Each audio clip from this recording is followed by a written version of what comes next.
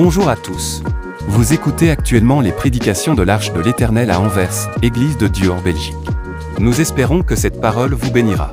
Que Dieu vous bénisse.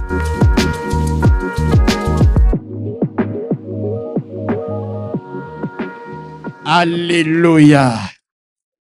Je sais que ce sont les temps des vacances, mais peu importe. Amen. Je voudrais vous dire encore toutes nos salutations dans le puissant nom de Jésus-Christ. Ce puissant nom, ce glorieux nom. Alléluia. Le nom devant lequel tout genou fléchit, dans les cieux, sur la terre et sous la terre. Ma prière ce matin, bien-aimés, frères et sœurs, que le Seigneur vous remplisse de sa paix. Amen. Que le Seigneur nous remplisse de sa joie. Que le Seigneur nous remplisse de sa force par la puissance de son esprit, afin que nos cœurs soient un terreau favorable. Alléluia. Dans laquelle la parole de Dieu va germer, va croître, va grandir, produire du fruit, porter du fruit qui demeure. Il est important que nous puissions toujours nous dire, Seigneur, que cette parole soit comme une graine, non pas qui va passer, mais qui va demeurer et qui va porter de fruits dans ma vie, qui va me donner des portées de fruits dans ma vie. Alléluia. Qu'il en soit ainsi ce matin. Et si vous êtes d'accord avec moi, dites un bon Amen. Soyez tous bénis. Amen. Et salue quelqu'un qui est à côté de toi. Salue-le en lui souhaitant d'être enrichi, d'être béni, d'être visité, d'être touché, d'être instruit au travers de la parole du Seigneur ce matin, tout au long de ces cultes.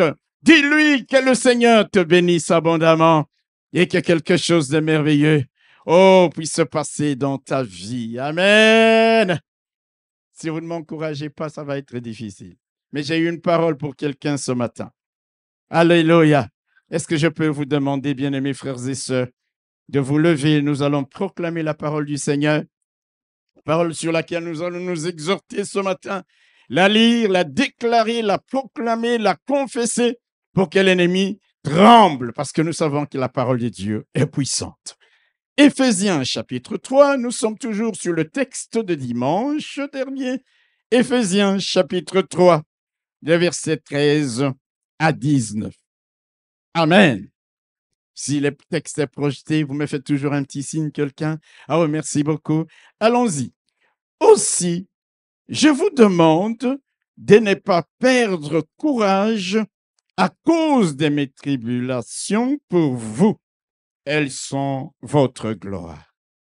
À cause de cela, je fléchis les genoux devant le Père, duquel tire son nom toute famille dans les cieux et sur la terre, afin qu'il vous donne, selon la richesse de sa gloire, d'être puissamment fortifié par son esprit dans l'homme intérieur, en sorte que Christ habite dans vos cœurs par la foi, afin qu'étant enracinés et fondés dans l'amour, vous puissiez comprendre avec tous les saints quelle est la largeur, la longueur, la profondeur et la hauteur, et connaître l'amour de Christ qui surpasse toute connaissance, en sorte que vous soyez remplis jusqu'à la plénitude de Dieu. Dites Amen.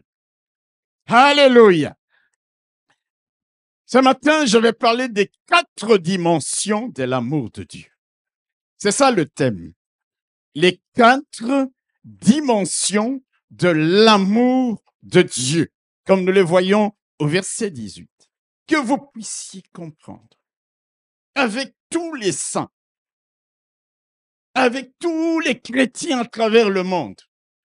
Alléluia. Quelle est la largeur, la longueur, la profondeur et la hauteur de l'amour de Dieu. Amen.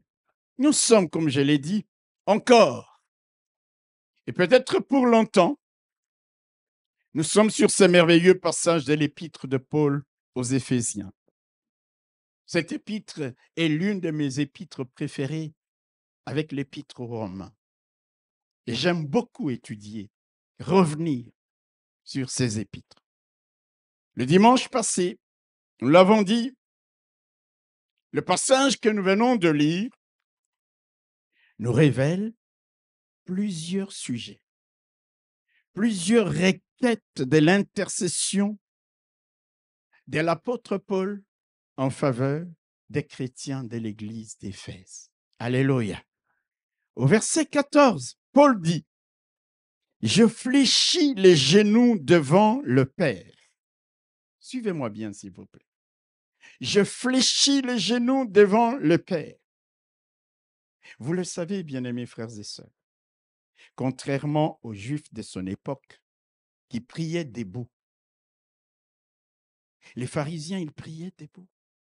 Les Juifs de ce temps-là priaient debout. Paul, lui, il se met à genoux devant Dieu,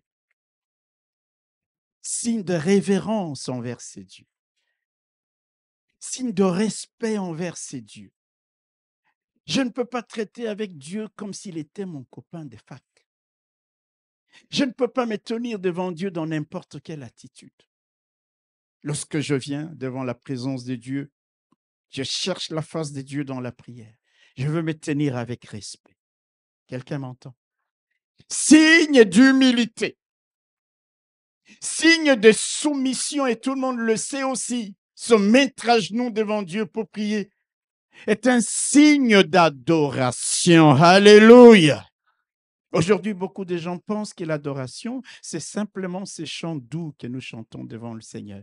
L'adoration est plus une attitude de cœur, une attitude physique que les chants que nous chantons à Dieu. Alléluia. Il dit, je fléchis les genoux. Je me tiens à genoux devant le Père. Telle doit être l'attitude de notre cœur lorsque nous venons devant la face de Dieu dans la prière, mes bien-aimés. Nous ne devons pas venir devant Dieu avec quelques prétentions que ce soit lié à notre personne. Je suis bishop. Je suis ceci ou cela. Nous ne pouvons pas nous tenir devant Dieu avec une justification pour dire c'est à cause de mon ministère, de l'Église ou de ceci, Seigneur, que je viens devant ta face pour que tu puisses me bénir. Aucune pression à Dieu comme si on pouvait arracher quelque chose des mains de Dieu. Aucune exigence, aucun sentiment de mérite. Lorsque nous nous approchons de Dieu dans la prière, c'est avec humilité. Alléluia. Avec humilité.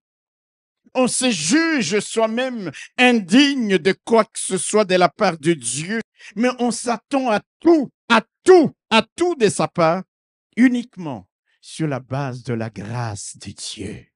On fléchit ses genoux. C'est cette attitude que Dieu aime lorsque nous nous approchons de lui. Vous vous rappelez du pharisien, du publicain, qui était rentré dans le temple pour prier. Le pharisien se tenant debout, se frappant la poitrine, il disait, je suis ceci, je suis cela, je jeûne, je donne la dîme de tout, je ne suis pas comme ces publicains.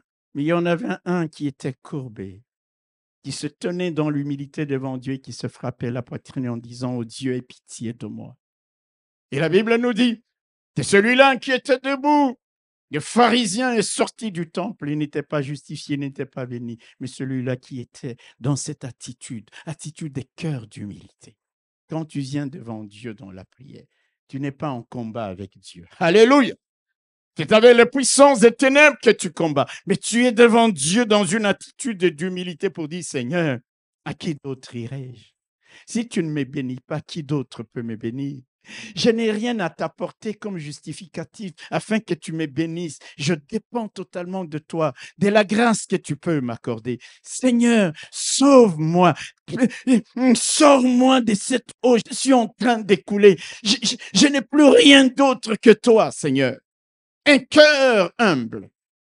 Une prière faite avec révérence à l'égard d'un Dieu grand. C'est de cette manière-là. Alléluia. Que Dieu nous bénisse et répond à nos prières. C'est pourquoi il dit au verset 14, à cause de cela, je fléchis les genoux devant le Père. Alléluia. À cause de cela, je me mets à genoux devant Dieu. Je prie Et j'intercède en votre faveur. Il intercède en faveur des Éphésiens. Pourquoi? Au verset 13, il dit, écoutez, je vous demande de ne pas perdre courage à cause de mes tribulations pour vous. Elles sont votre gloire. Il prie pour les Éphésiens. Alléluia. Pourquoi? Qu'ils ne se découragent pas. Ils ne se découragent pas en voyant les tribulations de l'apôtre Paul. Qu'ils ne soient pas abattus, qu'ils ne perdent pas courage en voyant ces afflictions, en voyant ces problèmes, en voyant ces combats, en voyant ces épreuves. Notez, mes bien-aimés frères et sœurs, qu'au moment où Paul écrit cette lettre aux Éphésiens, il est en prison à cause de l'Évangile depuis plusieurs années. Et c'est cette personne qui est en prison. C'est formidable. C'est que celui qui est en prison est en train d'encourager ceux qui sont en liberté. Est-ce que vous comprenez quelque chose? Celui qui vit des moments difficiles, celui qui a toutes les bonnes raisons du monde de se plaindre, de s'apitoyer sur son propre sort, celui qui devrait rechercher auprès des autres l'empathie, la sympathie et même la pitié de leur part, c'est celui-là qui relègue sa propre condition au second plan pour intercéder en faveur des autres. Est-ce que vous comprenez quelque chose à ça? Quand il nous arrive d'avoir des tribulations, nous sommes tellement abattus que nous sommes incapables de prier même pour la personne qui la veille est venue nous dire son problème. Il nous faut demander à Dieu de nous élever à ce niveau-là, alléluia, à ce niveau d'un véritable intercesseur qui peut reléguer comme Paul sa condition, qui peut s'oublier lui-même pour porter le fardeau des autres, pour prier en faveur des autres. En agissant ainsi, Paul se comportait comme Joseph. Alléluia. Vous vous rappelez de Joseph lorsqu'il est en prison? La Bible nous dit qu'il a partagé la prison avec 2 ministres du Pharaon, les grands rois d'Égypte. Et la Bible nous dit qu'un matin, lorsqu'il s'est levé, vous lirez l'histoire dans Genèse au chapitre 40, vous pourrez lire ça à la maison. Les chansons et les panetiers avaient fait de rêves, n'est-ce pas? Chacun le sien. Et la Bible nous dit, Joseph étant venu le matin vers eux, les regarda et voici, ils étaient tristes. Alors il questionna les officiers de Pharaon qui étaient avec lui dans sa prison de son maître. Vous connaissez la suite. Qui avait Joseph avait toutes les bonnes raisons de haïr ou même de détester ces officiers-là. Il était en prison, non pas parce qu'il avait mal agi, mais voilà, il se retrouve avec ces gens. Mais lui, il est en prison. Son visage est rayonnant. Alléluia! Son visage n'est pas triste. Mais lorsqu'il regarde ces 2 personnes, il voit leur visage est triste. Ils pouvaient être indifférents à leurs conditions, disant, mais moi aussi je suis ici en prison, moi aussi je suis dans l'affliction, moi aussi je suis dans l'épreuve, mais je me soucie de moi-même. Non, non, non, non. Il voit les visages de ces 2 officiers qui sont très tristes et il les questionne. Et il parle avec eux. Et il leur explique, il leur donne l'explication de leurs songes. Frères et sœurs, alléluia. Il pouvait les ignorer, leur en vouloir. Mais, il prie, il parle avec eux. Il parle avec eux. Alléluia. En agissant comme Paul avait agi, là en prison, dans une situation difficile, il encourage, c'est qu'il s'oublie lui-même. Et il prie pour ceux qui sont en liberté. Alléluia. C'est-à-dire que pour lui, les besoins de ceux à qui il s'adresse, les besoins des Éphésiens, primaient sur l'épreuve qu'il était en train d'endurer dans la prison. En agissant ainsi, Paul se comporte aussi comme le Seigneur Jésus-Christ. Alléluia. Lorsque le Seigneur était pendu au bois, entre ciel et terre, dans une souffrance atroce, il pensait à sa mère, Marie. Que va-t-elle advenir? Parce que généralement, c'est l'homme qui était le pilier de la famille. Et lui, il s'en allait. Il oubliait sa souffrance, pendu au bois. Il regarda sa mère, il regarda Pierre, et il dit à sa mère Marie, femme, voici ton fils. Fils, voici ta mère. Et la Bible nous dit qu'à partir de ce moment-là, Pierre prit la maman de Jésus avec lui. C'est ce que je dis. Jean nous dit que Pierre prit Marie avec lui. Vous vous imaginez, au moment où vous êtes dans une souffrance atroce, vous allez penser à vous-même. Vous allez peut-être penser à ces bourreaux, les maudits. Non, il y a des moments, mes bien-aimés frères et sœurs, lorsque nous savons nous oublier, parce que c'est ça un véritable intercesseur. Tu es dans la peine, tu es dans la souffrance, mais ton visage est rayonnant. Alléluia. Dans notre détresse, dans notre condition, nos épreuves ne doivent pas nous empêcher de prier pour les autres, de soutenir les autres, d'aider les autres, mes bien-aimés frères et sœurs.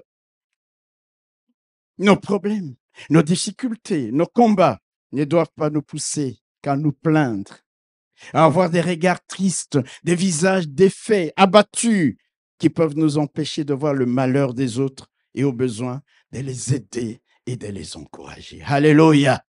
Alléluia. Il leur dit donc, j'aime beaucoup ça. Nous, quand un problème nous arrive, frères et sœurs, alléluia, on est abattus totalement. Totalement. Vous savez, ce matin, au moment où j'entre dans la voiture, je fais marche arrière, je ne vois rien. Je ne vois rien, je regarde mes rétroviseurs, je ne vois rien. Quelqu'un les a cassés tous les deux.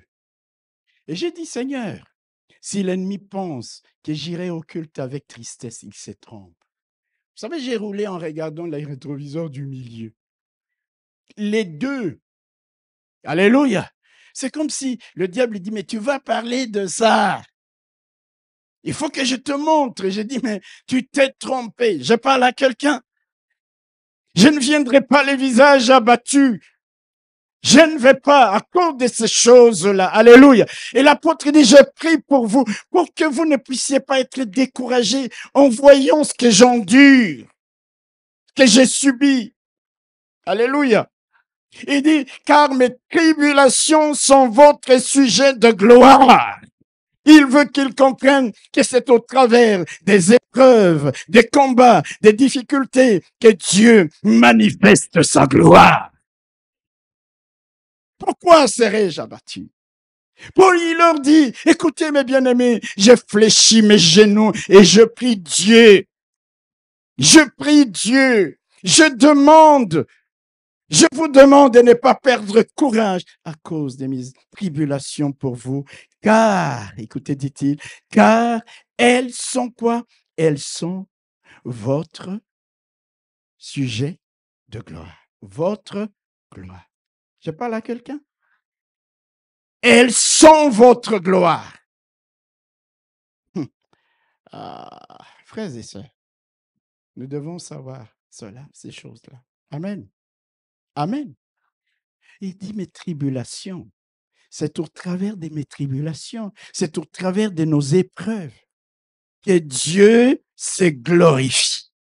C'est comme ça qu'il écrira. Il écrira plus tard aux Corinthiens, dans 2 Corinthiens au chapitre 4, les versets 16 à 18, il leur dit, c'est pourquoi nous ne perdons pas courage.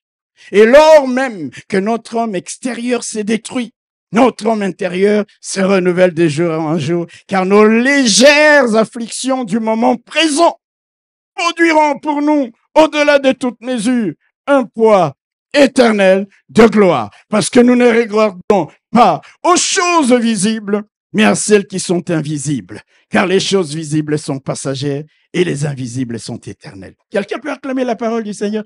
Je vous assure, allez méditer ces choses à la maison. Alléluia. Reste devant la parole de Dieu et les afflictions que tu subis, que tu vis. ne vont pas faire que tu aies un visage abattu, que tu aies un visage défait. Oh non, non, non, parce que tu ne regardes pas aux choses visibles. Tu sais que ces choses sont passagères.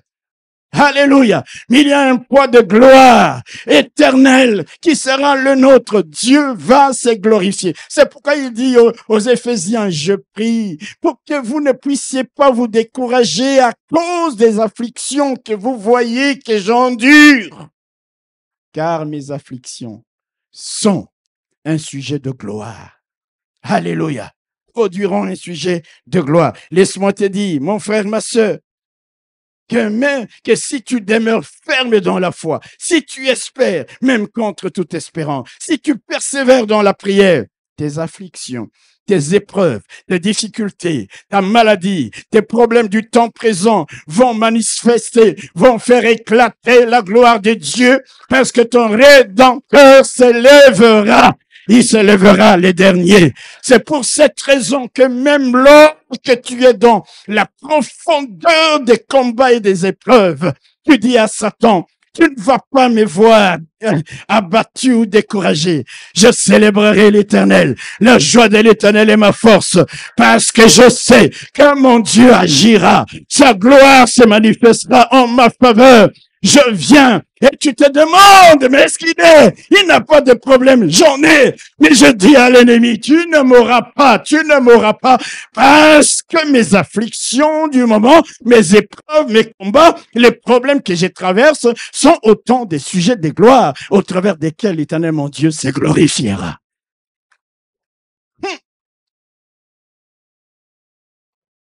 Quand les problèmes nous arrivent, on est... Paul, il prie pour ça.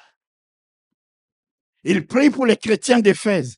Il le regarde. Mais c'est grand homme de Dieu. Ça fait 1 an, 2 ans, plus de 2 ans. Il est là en prison à Rome. Ah! Vous savez, quand vous voyez des choses pareilles dans la vie d'un homme de Dieu, vous dites, mais où est le Dieu qu'il sert? Alléluia. Il y en a même qui vont vous dire, on a cassé tous ces 2 rétroviseurs.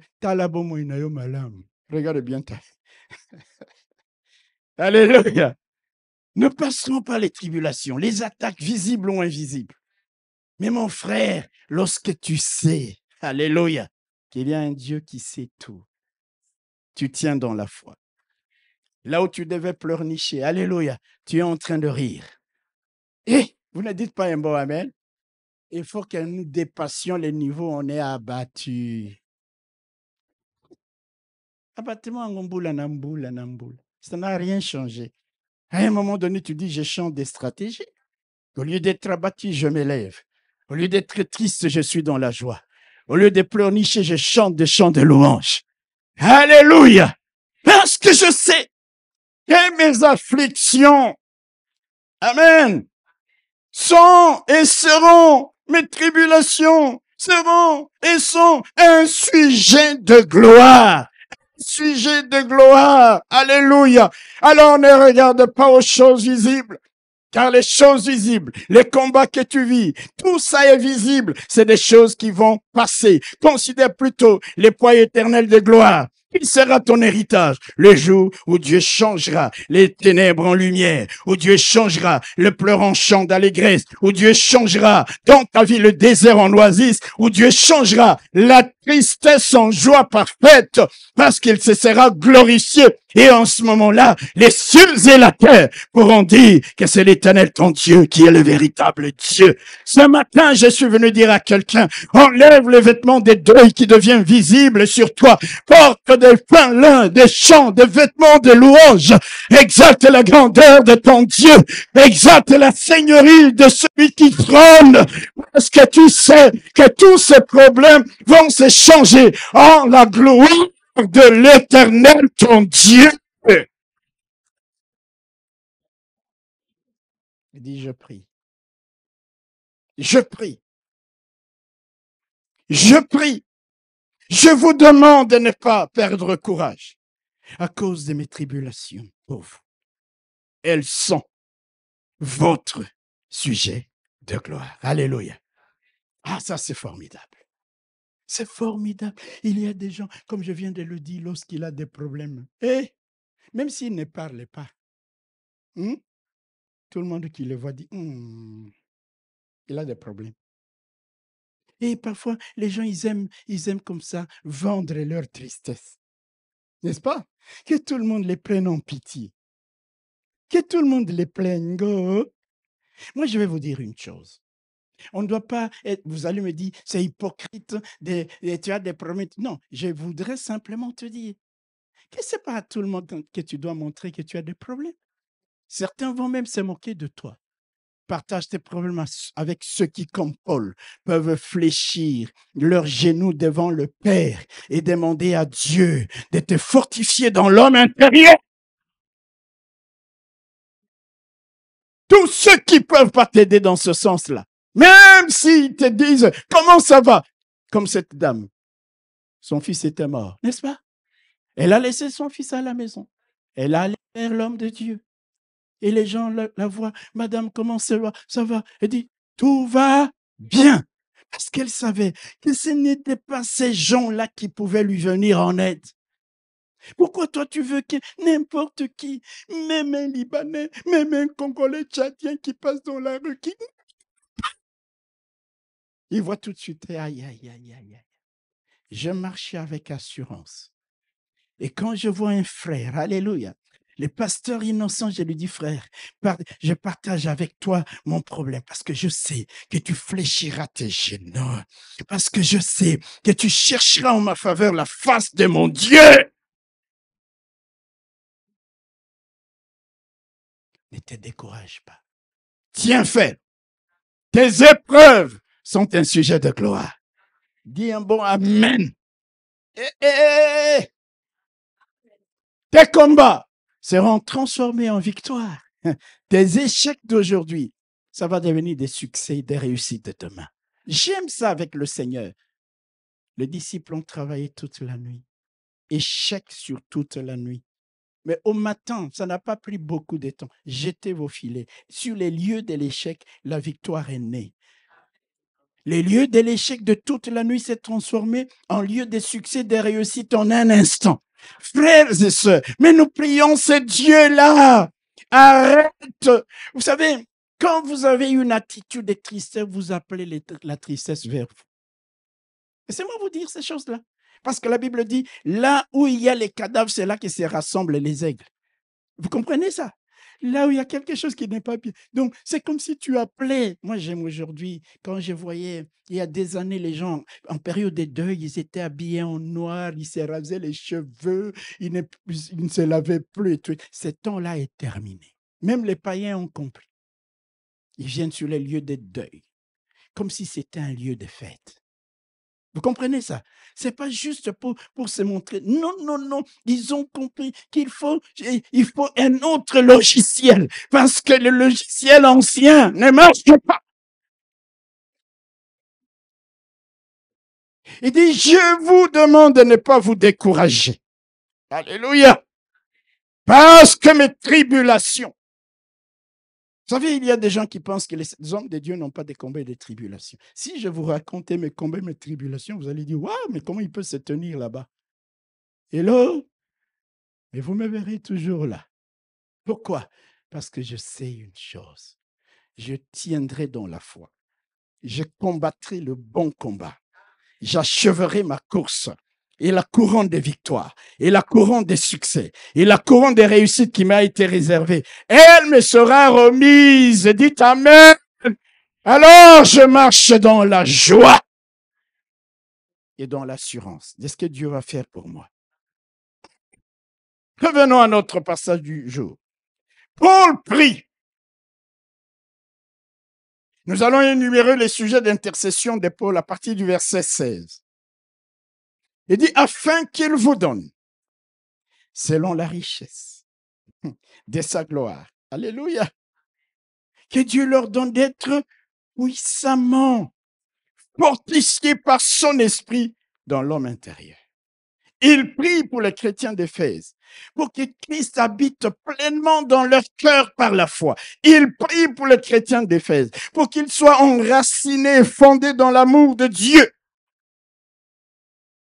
Paul prie et intercède en faveur des Éphésiens, afin qu'ils puissent comprendre l'étendue de l'amour de Dieu et connaître l'amour de Christ, et à la fin, afin qu'ils soient remplis jusqu'à toute la plénitude de Dieu, c'est-à-dire qu'ils entrent dans toutes les richesses de Dieu.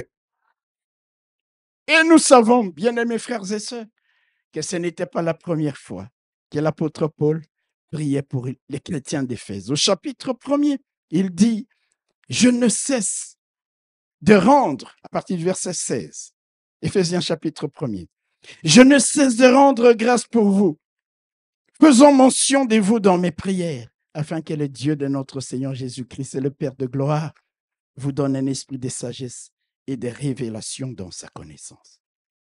Qu'il illumine les yeux de votre cœur pour que vous sachiez quelle est l'espérance qui s'attache à son appel. Dieu ne nous a pas appelés en vain. Il y a une espérance. Quelle est la richesse de la gloire de son héritage? Dieu ne nous a pas appelés en vain. Il y a un héritage qui nous est préparé, un héritage qui ne se peut ni se flétrir, ni se corrompre, là dans les lieux où les voleurs ne peuvent percer, ni dérober, qu'il réserve aux saints et qu'elle est envers nous, qui croyons l'infinie grandeur de sa puissance, se manifestant avec efficacité par la vertu. Il dit, quand vous allez comprendre l'infinie grandeur de la puissance de Dieu. Vous voyez, dans les deux cas, dans les deux prières d'intercession de Paul en faveur des Éphésiens, Paul est en train de prier pour des besoins spirituels. Est-ce que quelqu'un comprend ça? Alléluia. Rien que pour les besoins spirituels. Je ne dis pas que lorsque nous prions pour les besoins matériels, c'est pas bon. Mais il y a de ces chrétiens qui ne sont qu'au niveau des besoins matériels.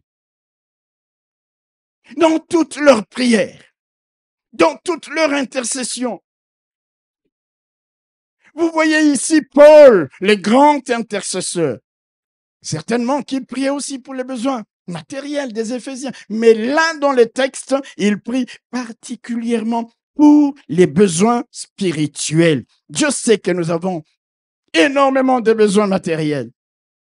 Et la plupart du temps, nous ne prions que pour ça. Nous ne prions que pour ça. Ou même quand nous intercédons pour les autres. Oh Seigneur, donne-lui les séjours. C'est très bien. Donne-lui la femme de sa vie, le mari. Tout ça, c'est très bien. Mais il faut également que nous dépassions ce stade-là parce qu'il y a un principe, le principe de Matthieu 6, 33 qui dit cherchez premièrement le royaume et la justice de Dieu et toutes choses vous seront données par-dessus.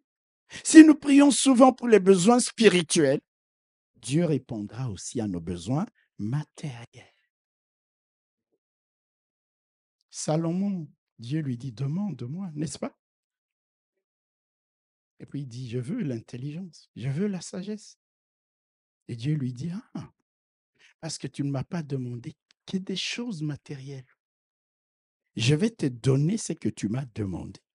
Et aussi, je vais te donner des richesses et je vais te donner la gloire telle que pendant toute la durée de ta vie, aucun autre roi ne pourra être pareil à toi. Frère, prions Dieu. De temps en temps, tu vas dans ta prière et dis, Seigneur, donne-moi un esprit de révélation dans ta connaissance. Combien de fois, parfois, tu lis la Bible, tu ne la saisis pas? Seigneur, donne-moi un esprit de révélation dans ta connaissance. Ça, c'est un besoin spirituel. Dites Amen. Seigneur, donne-moi la sagesse. Donne-moi le discernement. Pourquoi beaucoup de gens se perdent aujourd'hui en allant dans telle dénomination, même dans les sectes? Parce qu'ils n'ont pas le discernement. Ils ne savent pas éprouver les esprits. Seigneur, remplis-moi de sagesse, parce que sans la sagesse, nous n'irons nulle part. On peut avoir tous les titres, tout l'argent, toute l'intelligence, les diplômes que l'on veut, mais si on manque de sagesse, nous pouvons tourner en rond. C'est pourquoi Jacques a dit, si quelqu'un manque de sagesse, mais qu'il la demande à Dieu. Nous, c'est toujours, Seigneur, besoin matériel. Prions, alléluia, que Dieu nous donne le don de l'esprit. Le don de parler en langue. Alléluia. Que Dieu nous donne le don des puissances, des miracles, le don de la foi. Ça, c'est des besoins spirituels que Dieu produise en nous. Le fruit de l'esprit, qu'il nous fortifie dans l'homme intérieur pour que même au milieu des épreuves, nous puissions tenir ferme, qu'il nous donne d'avoir des racines, qu'il nous assure la stabilité et la productivité, la maturité spirituelle, afin que nous ne soyons plus comme des enfants flottants qui peuvent être emportés par tout vent des doctrines. Il y a des moments, je passe mon temps, je fléchis mes genoux devant Dieu et je demande des choses spirituelles sur spirituelles sur spirituelles. Parce que je dis, Seigneur, les matériels, c'est des choses visibles. Alléluia. Mais qui peuvent simplement, Dieu te les donne en ce qu'on appelle matabishi. Est-ce que quelqu'un comprend ce que je dis? Nous, c'est toujours Seigneur. Je ne dis pas que c'est mauvais. Seigneur, illumine les yeux de mon cœur. Amen. Pour que je sache l'espérance qui s'attache à mon appel, pour que je comprenne l'héritage qui m'attend. Seigneur, oh, fais en sorte que je puisse comprendre l'infinie grandeur de ta puissance se manifestant avec efficacité par la vertu de ta force, en sorte que je sache que rien n'est impossible à toi, parce qu'alors ma foi sera affermie. Tu es en train de prier pour les besoins spirituels. Alléluia. Frères et sœurs, vous savez, l'Église, ce n'est pas rester au même niveau, mais c'est lorsque tu viens à l'Église, tu montes de niveau. Tu écoutes la parole de Dieu et tu te dis, je monte de niveau.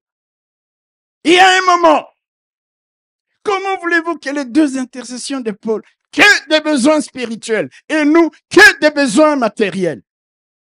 Faisons un pas à la recherche des choses spirituelles de la part de Dieu.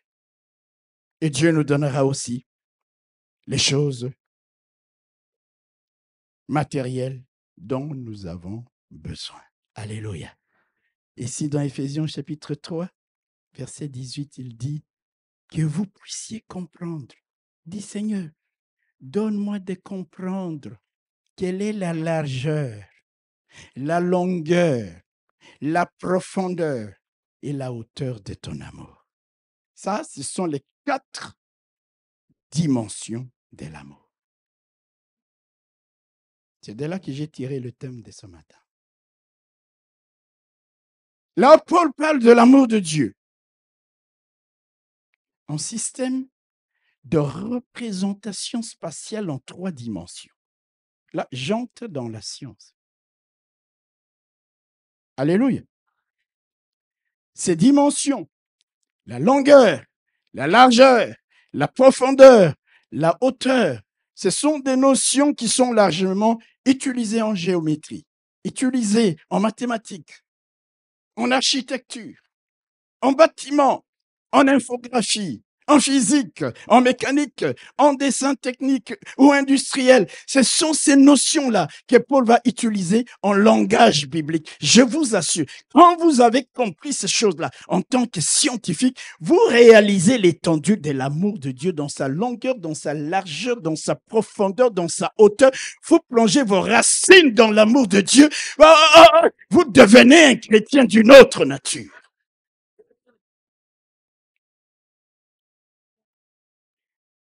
Dans la Bible, il y a toutes les sciences. Alléluia.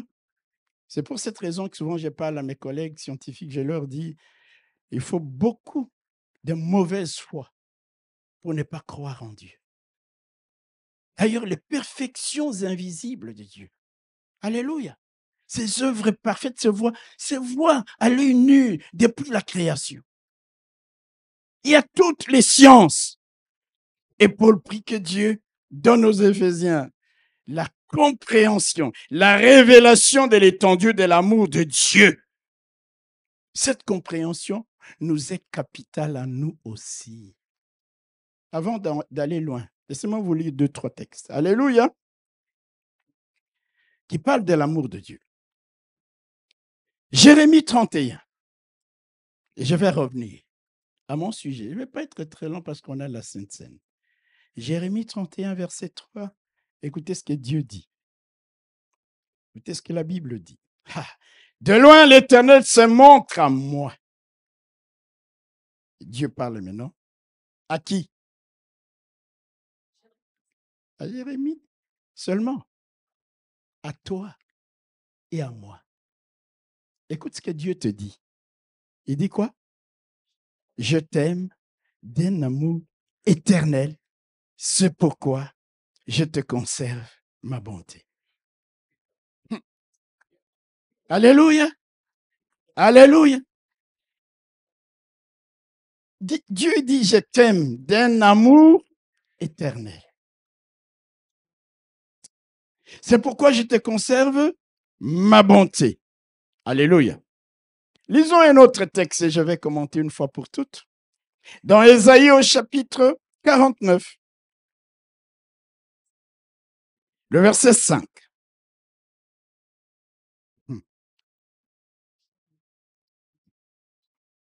Verset 15 plutôt. Ésaïe 49, verset 15. La Bible dit, une femme oublie-t-elle l'enfant qu'elle allait? N'a-t-elle pas pitié du fruit de ses entrailles? Quand elle l'oublierait, moi, je ne t'oublierai point. À cause de l'amour que Dieu a pour toi. Il dit, ton mari peut t'oublier, ta mère peut t'oublier. Moi, je te conserve ma bonté. Je ne t'oublierai jamais. Alléluia. Ah, je vous donne encore un autre texte dans 1 Jean chapitre 4, le verset 16. La Bible dit, et nous avons connu l'amour que Dieu a pour nous et nous y avons cru. Dieu est amour et celui qui demeure dans l'amour demeure en Dieu et Dieu en lui. Jean, il dit, nous avons connu. Alléluia. Et le même Jean dira dans l'évangile, car Dieu a tant aimé le monde qu'il a donné son Fils. Est-ce que ces quelques versets ne suffisent pas pour te faire comprendre l'immensité de l'amour de Dieu? Mon frère, ma soeur, Dieu t'aime. Il t'aime d'un amour éternel, c'est-à-dire un amour inconditionnel, un amour inaltérable, un amour inchangeable, un amour inoxydable, un amour inusable. Alléluia! C'est grâce à cet amour qu'il ne cessera jamais d'être bon à ton égard. C'est grâce à cet amour qu'il ne peut pas t'abandonner. Alléluia! Dieu nous a donné la preuve de cet amour en envoyant son Fils mourir pour nous. Le Seigneur lui-même, n'est-ce pas? Il a dit dans Jean au chapitre 15 qu'il n'y a pas de plus grand amour que de donner sa vie pour ses amis. Pendant que j'étais en train de lire ce passage, l'Esprit de Dieu me parle. Il dit, est-ce que tu as compris ce passage? Je dis, Seigneur, j'ai toujours compris ce passage. J'ai même prié et prêché souvent dessus. Puis l'Esprit me dit, tu n'as rien compris. J'ai dit, j'ai compris.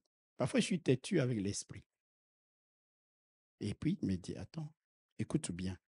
Il n'y a pas de plus grand amour que de donner sa vie pour ses amis. Quand Jésus est mort, lequel d'entre nous ici était l'ami de Jésus? Nous étions tous par définition ennemis de Dieu, c'est-à-dire ennemis de Jésus. C'est-à-dire si on meurt pour ses amis, c'est quelque chose qui est, je dirais, de l'amour. Mais lorsqu'on va mourir pour ses ennemis, ça c'est le Saint-Esprit qui me révèle ces choses. Jésus est mort, non pas véritablement pour nous quand nous étions devenus ses amis. Nous étions encore en inimitié. Mais il est mort pour nos péchés. C'est la plus grande preuve d'amour. Quelqu'un peut dire en s'élevant, non Seigneur, je réalise ton amour envers moi parce qu'alors même que je n'étais pas encore ami de Dieu, tu as donné ta vie pour moi. Tu es mort pour moi. Alléluia. Alléluia. Ça, c'est quel amour. Tu comprends la richesse, la profondeur de l'amour de Dieu. Il dit que nous comprenions l'étendue de cet amour. Vous savez, quand vous avez compris les 4 dimensions de l'amour de Dieu, cela peut vous guérir du manque d'amour dont vous avez souffert de la part de vos parents, qui des manques d'amour qui fait défaut de la part de votre conjoint ou de vos amis. Combien de gens souffrent-ils de ce manque d'amour? J'ai été abandonné, j'ai été rejeté, méprisé, je n'ai pas été désiré par mes parents. Mais lorsque tu deviens chrétien et que tu commences à comprendre les 4 dimensions de l'amour, tu peux t'élever et dire, puisque Dieu m'aime, cela vaut plus que l'amour des hommes. Cela me donne d'être heureux. Cela me donne d'être dans la joie. Cela me fait prendre conscience de ma valeur aux yeux de Dieu. Cela me donne de l'assurance. L'assurance d'être protégé. L'assurance d'être secouru. D'être exaucé quand je prie. De m'attendre à de bonnes choses de sa part. Parce qu'il m'a dit, je t'ai aimé, je t'aime. C'est pourquoi je te conserve ma bonté. Lorsque tu as compris l'amour de Dieu, tu n'es plus en état de dire je suis un bâtard. Non, tu comprends que tu as un père qui règne, un père qui est assis au-dessus de toute domination, de toute autorité. Tu as un père, alléluia, responsable qui s'intéresse à ta condition. Beaucoup de gens, frères et sœurs, ils aiment toujours répéter, moi j'ai été rejeté, c'est comme ça que j'ai fait ci, que je vis comme ça, que je suis comme ça. Tu es devenu enfant de Dieu. L'immensité de l'amour de Dieu vient vers toi. Réalise et reçois cet amour maintenant. Comprends ta valeur aux yeux de Dieu. Parce que ce que tu es, ce que tu es devenu, ce que tu possèdes aujourd'hui, si tu vis encore aujourd'hui, ce n'est pas à cause de tes mérites, c'est l'amour de Dieu.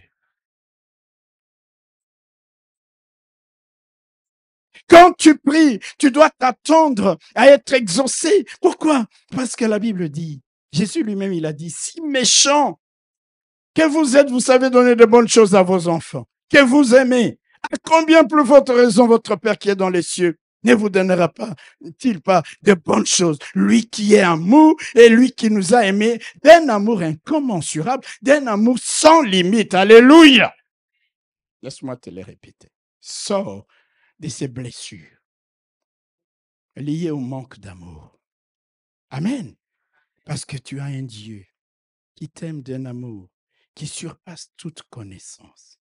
Et comme il est écrit dans les livres d'Apocalypse, ce Dieu n'a cessé de te donner des signes, des preuves de son amour, même quand tu lui tournes le dos. Alléluia.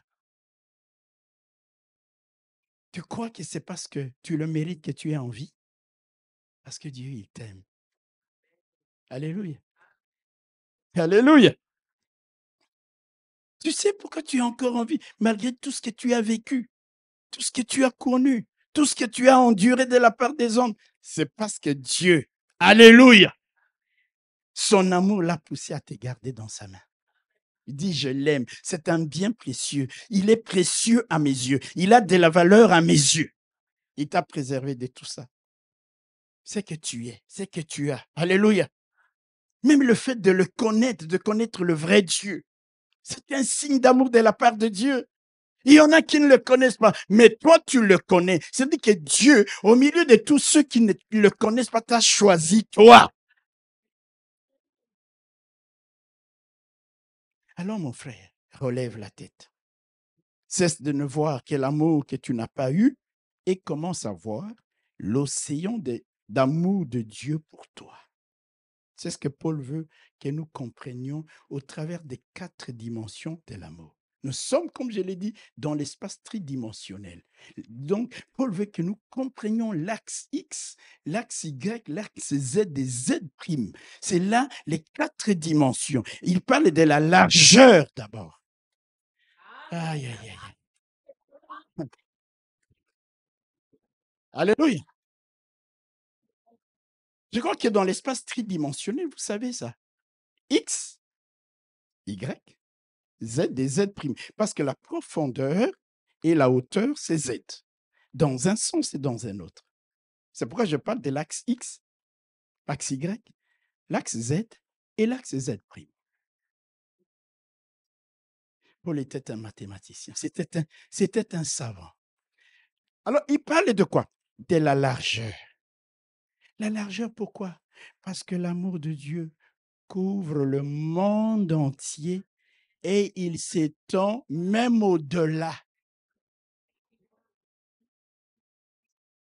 Car Dieu a tant aimé le monde. Dieu n'a pas. Quand j'entends certaines personnes dire Dieu aime vraiment les Burundis, j'ai dit waouh. Dieu aime vraiment les Congos. J'ai dit oh. Dieu aime toute la création. Son amour, la largeur de son amour couvre le monde entier et va même jusqu'au-delà. Paul parle de la longueur.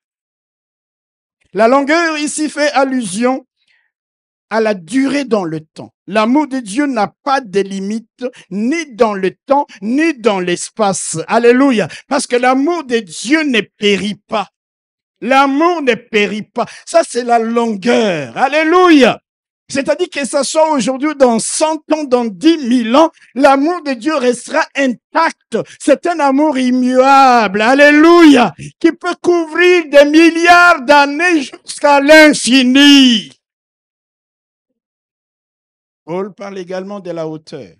Parce qu'il n'existe aucun point, aussi élevé soit-il, que cet amour ne pourrait atteindre, voire dépasser. La Bible dit que Dieu l'a souverainement élevé.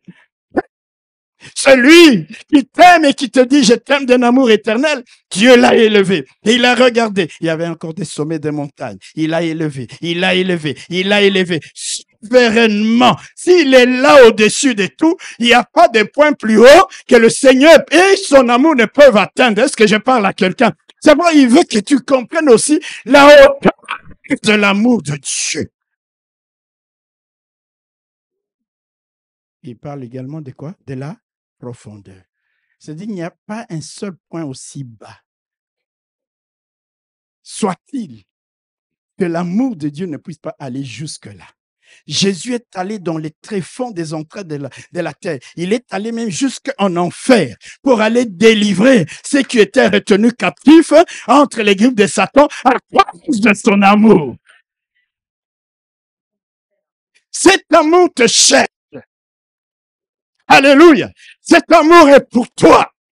Alors il dit, chrétiens d'Éphèse, est-ce que vous avez compris l'espace tridimensionnel, ce que nous appelons généralement 3D, de l'amour de Dieu, la largeur, la longueur, la profondeur, la hauteur. Quand vous avez compris, ça veut dire l'amour de Dieu englobe l'univers et toute la création. Mais ce qui est formidable, c'est que toute la création, les galaxies, les planètes, les étoiles, qui sont des myriades et des myriades, que l'on ne peut même pas compter. Alléluia. C'est pas pour eux que Jésus est venu. C'est pas pour eux que Jésus a donné sa vie. C'est pour toi et moi. Et vous croyez que celui qui nous a aimés, qui nous a choisis, qui nous a appelés à lui, qui est mort pour nos péchés, puisse t'abandonner, puisse t'oublier, puisse ne pas se lever et dire, je décide aujourd'hui la fin de son calvaire. Je décide en sa faveur aujourd'hui que les ténèbres vont partir pour que la lumière vienne. C'est Dieu-là qui t'aime. Un amour étendu. Je parle à quelqu'un. Oh, si tu as compris ces 4 dimensions de l'amour de Dieu, tu vas commencer à marcher avec assurance et dire Dieu m'aime. Parce qu'il m'aime, il va me secourir. Parce qu'il m'aime, il va me visiter. Parce qu'il m'aime, il va me délivrer. Parce qu'il m'aime, il va agir en ma faveur. Parce qu'il m'aime, il combattra mes ennemis. Il les balayera. Il donnera encore des signes de son amour. J'entre et je veux plonger mes racines dans cet amour. Même si les vents viennent, je sais que je suis dans l'amour de Dieu. Parce que Dieu m'aime, il agira. Il agira encore en ma faveur.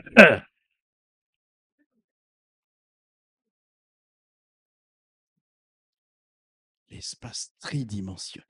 Les 4 dimensions de l'amour de Dieu. Amen. Cet amour n'est pas limité, ça coule. Amen. Alléluia. Tu as été méprisé. Il dit, même si ta mère t'a méprisé, ton père t'a méprisé. Moi, j'ai tu as de la valeur à mes yeux. Parce que je t'aime. Vous savez, la notion d'amour pour beaucoup de gens est difficile à comprendre. Parce que généralement, nous nous référons à l'amour de nos parents. Amen. Il suffisait que tu fasses quelque chose, on t'a tapé. On t'a privé de nourriture, ou ceci, ou cela. Et on croit que Dieu est ainsi. Dieu n'est pas ainsi. C'est pourquoi Paul il insiste. Il dit, je fléchis mes genoux pour que vous arriviez à comprendre, à connaître. Alléluia. Puissiez comprendre avec tous les saints. Vous savez pourquoi il dit avec tous les saints? Les saints, c'est-à-dire les chrétiens, quoi. Alléluia. Du monde entier. Il dit, vous n'arriverez jamais avec une poignée de chrétiens de comprendre véritablement l'amour de Dieu. D'autres qui sont au Canada, au Yémen, en Afrique du Sud, lorsqu'ils parleront de leur témoignage, lorsqu'ils parleront de toi jour après jour, avec d'autres saints, avec d'autres chrétiens, vous comprendrez de plus en plus les 4 dimensions de l'amour de Dieu, c'est-à-dire la largeur, la longueur, la profondeur et la hauteur. Alléluia. Et connaître l'amour de Christ qui surpasse toute connaissance, qui surpasse toute science. Oh, l'amour de Dieu est au-dessus de toutes les sciences. Alléluia. C'est-à-dire, c'est quelque chose que nous avons difficile à concevoir avec notre intelligence. Parce que d'abord, nous sommes des créatures limitées. Et l'amour de Dieu est tellement illimité que nous ne pouvons pas comprendre. Mais nous ne pouvons le comprendre que par la foi lorsque nous réalisons ces 4 dimensions de l'amour de Dieu. Dieu, il t'aime, mon frère. Alléluia. Il nous aime. Si méchants que nos parents étaient, ils nous donnaient de bonnes choses. Nous demandions le pain, ils ne nous donnaient pas des pierres. Alléluia. Vous savez pourquoi? Parce qu'ils nous aimaient. À combien plus forte raison, encore que l'amour de nos parents est limité, à combien plus forte raison, l'amour de Dieu qui dans sa longueur, je ne sais même plus comment faire les mains, dans sa largeur, dans son longueur, dans sa hauteur, dans sa profondeur, est illimité. À combien plus forte raison ne va-t-il pas nous donner des choses les meilleures? Vous comprendrez pourquoi Paul, même en prison, il n'est pas abattu. Parce que ses racines puisent sa stabilité, son assurance, sa paix, sa joie dans l'amour dont il sait que Dieu a pour lui.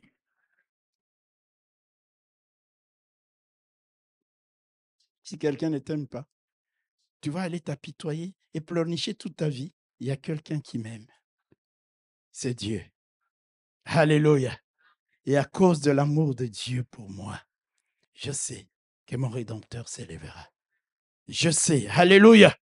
Lorsqu'on comprend l'étendue de l'amour de Dieu dans ces 4 dimensions, qu'on est fondé et enraciné dans cet amour, notre vie chrétienne quitte le domaine de l'ordinaire. Notre vie chrétienne quitte le domaine du doute, de la peur, des angoisses, des soucis, des inquiétudes. Parce que nous savons qu'on a quelqu'un qui nous aime et qui se soucie de nous. C'est pour cela qu'il a dit, ne vous inquiétez de rien. Venez à moi. Alléluia. Vous tous qui êtes fatigués et chargés. Ayons foi en ces dieux-là. Remplissons nos cœurs de l'amour de Dieu. Et l'amour de Dieu, c'est aussi l'amour du prochain. Je parle à quelqu'un. C'est d'aimer aussi son frère, d'aimer sa sœur. Amen.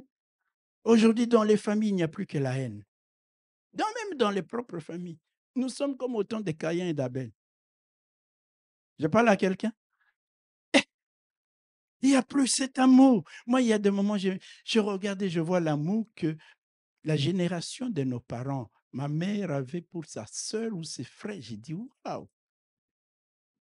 C'était toujours soudé. Aujourd'hui, les familles ont implosé parce que les gens sont devenus tellement méchants, mauvais, matérialistes, égoïstes,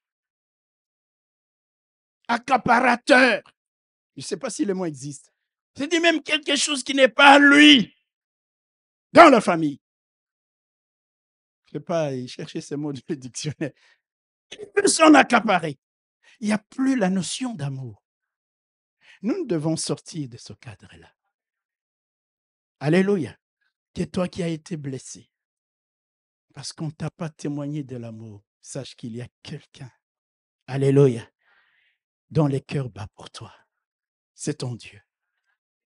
Il t'a donné les signes de cet amour. Dieu, il t'aime d'un amour éternel. Il veut que tu comprennes ça. Et quand tu comprendras, tu n'auras plus le visage triste comme si tu n'avais personne dans la vie. Comme si tu étais un bâtard. Vous savez, un bâtard, si quelqu'un n'a pas de papa, il ne connaît même pas son père. Toute sa vie, vous allez voir que cette personne sera toujours à la recherche de son identité. Vrai ou faux? C'est comme ça. Et parfois, on n'y arrive pas. Et parfois, pendant tout le temps de cette recherche, on est là triste, on est là malheureux. Et puis, quand tu fais quelque chose, tu dis, c'est parce que je n'ai pas connu mon père. Mais il est à l'église. Nous voulons demeurer dans cet état-là où des manques d'amour. Vous savez, je lisais un bouquin. Je vais terminer par là. Je lisais l'histoire d'une dame qui est allée en Israël, à Tel Aviv, et qui voit un monsieur assis qui mendiait. Il avait le pan de son pantalon relevé, il avait des plaies terribles là. Et elle était infirmière. C'est une infirmière avec sa trousse de toilette. Et puis elle dit à son ami, non, on ne peut pas laisser une personne comme ça dans la rue. Il faut qu'on la soigne. Alors, elle veut s'approcher de ce monsieur et son ami lui dit, laisse. Lui ne veut pas être soigné. Pourquoi? dit-elle. Il dit, mais parce qu'avec ça, les gens auront toujours pitié de lui. S'il est guéri, il ne va plus rester là-bas pour mendier. Mais avec une plaie comme ça, et c'est comme ça, il n'aime pas être soigné. J'ai compris pourquoi Jésus un jour a dit à cet homme qui était à la piscine de Bethesda, veux-tu être guéri? Il y a des gens qui veulent rester dans leur maladie pour se plaire, pour vendre leur tristesse, pour qu'on ait pitié d'eux. Oh. Jeune fille, jeune gens, si tu rencontres un mari qui n'arrête pas de te dire, j'ai grandi sans père, je n'ai pas connu de père, dis-lui, et maintenant que tu es dans l'église, tu n'as pas connu l'amour de Dieu. Parce que si tu n'as pas l'amour de Dieu, quel amour tu vas me donner? Et tout ce que tu feras va être justifié par « je n'ai pas connu de père ». Mais maintenant, tu connais le Père par excellence. C'est pourquoi je reviendrai dans cette histoire, être fortifié dans l'homme intérieur prochainement. C'est-à-dire, il faut sortir de l'homme intérieur, les logiciels du passé. Il faut faire des mises à jour au travers de la parole de Dieu. Je parlerai informatique. Il y a des gens qui fonctionnent avec les anciens logiciels, même vos téléphones là. Alléluia. Au bout d'un temps, tu vas voir, il y a certaines applications qui ne répondent plus. Les ordinateurs portables, il faut faire des mises à jour. Être transformé, soyez transformés dans le renouvellement de l'intelligence. Vous croyez que c'est quoi? C'est une mise à jour. Les langages informatiques se trouvent dans la parole de Dieu. On va sortir des vieux logiciels. J'ai été abandonné. J'ai été délaissé. Je n'ai pas été aimé. Je n'ai pas été désiré. Sache que quelqu'un t'aime. Que si tu avais même été toi seul sur la surface de la terre, Jésus serait mort pour toi. À cause de ça, tu remplis ton cœur de l'amour de Dieu. Tu es dans la joie, tu es dans la paix. Même quand tout va mal, tu chantes des chants de louange et tu n'es pas découragé. L'homme intérieur se renouvelle de jour en jour. Et tu dis à ceux qui veulent te plaindre, ne me plaignez pas, car mes afflictions sont un sujet de gloire, un sujet de la manifestation de la grandeur et de la puissance de Dieu, que ce Dieu-là vous remplisse de son amour et que vous puissiez connaître la hauteur, la largeur, la profondeur et la hauteur de l'amour de Dieu qui surpasse toute intelligence, qui surpasse toute connaissance. Soyez enracinés dans l'amour de Dieu. Acquérez votre stabilité, votre maturité spirituelle parce que vous croyez dans cet amour qui se déverse dans vos vies et dans vos cœurs. Que Dieu vous bénisse.